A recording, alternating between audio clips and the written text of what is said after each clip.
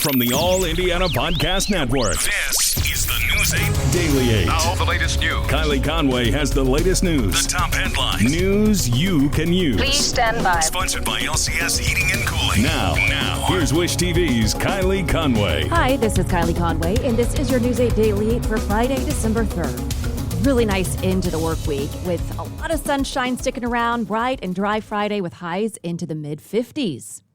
Today, fans of Big Ten football take over downtown Indianapolis. It's Conference Football Championship weekend. There's a lot planned to pump up fans.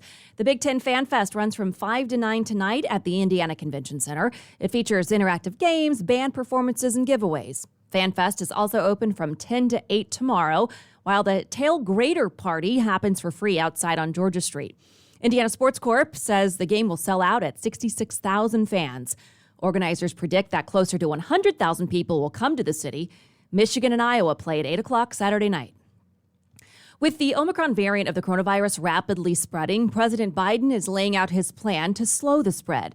So far, at least 28 countries around the world, at least 5 states in the U.S. are reporting cases.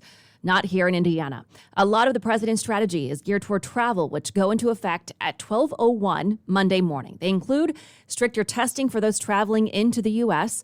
and extending TSA's mask mandate until March.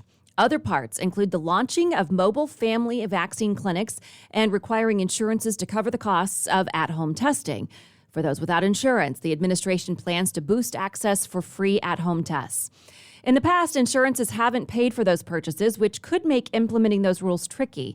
The White House says that part of the plan will not go into effect for at least 6 weeks as they work on the final details. In his address from the National Institutes of Health, Biden laid out his hopes for the country moving forward. The CDC is also rolling out a texting option for people to locate places that have boosters near them. All you have to do is text your zip code to 438829, and you'll receive a response with a list of all the places near you offering those boosters and vaccines. A bill to keep the government open is headed to President Biden's desk this morning. Congress voted late last night to avert a shutdown just hours before the midnight deadline. There was a tense showdown among some senators. A group of Republicans threatened to vote no. That would have forced a vote to defund the rule requiring vaccinations or testing for businesses with 100 employees or more. Indiana senators' votes were split. Todd Young voted in favor. Mike Braun voted against the bill. In the House, our state's representatives voted along party lines. Republicans all voted no against the measure. Both Indiana Democrats voted for it.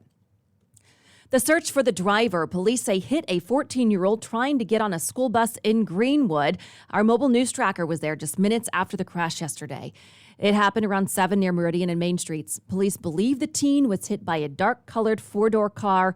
According to police, the driver ignored flashing lights and the stop arm on the bus. Greenwood police are hoping surveillance video leads to finding the driver. The victim is doing well at home. The superintendent of a Michigan school system broke his silence days after a deadly shooting in his district.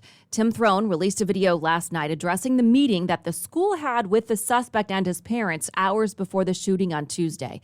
Sophomore Ethan Crumley is accused of killing 4 students and wounding 7 others at Oxford School. Authorities say 2 teachers separately reported what they considered concerning behavior from Crumley. The superintendent says no discipline was warranted. Throne does not elaborate any further on the meeting other than just confirming that it actually took place. The focus now turns to the suspect's parents, who could face charges.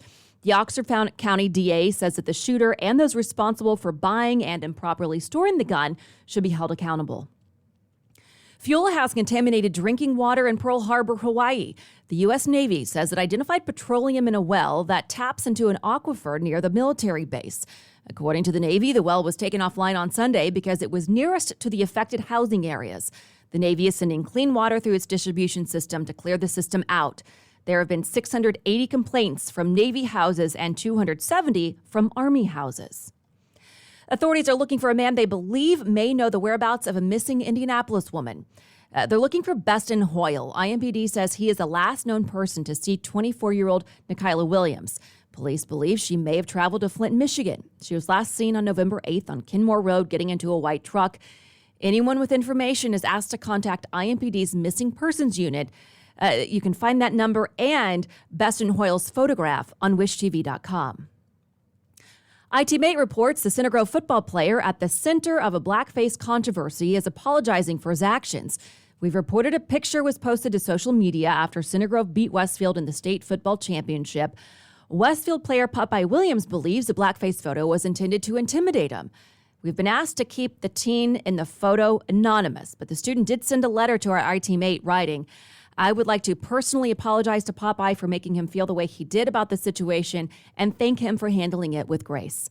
Williams says he's not gotten a personal apology or been contacted by the Center Grove student, but he still believes consequences should be taken, but thanks the teenager and his family for that apology through IT mate.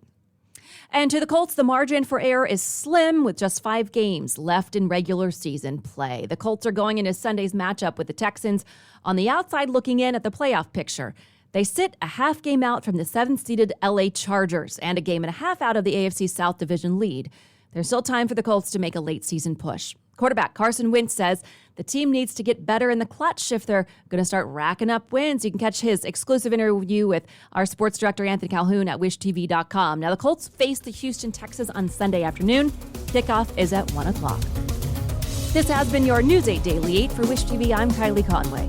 Online at wishtv.com and follow us on Facebook when you search Wish TV.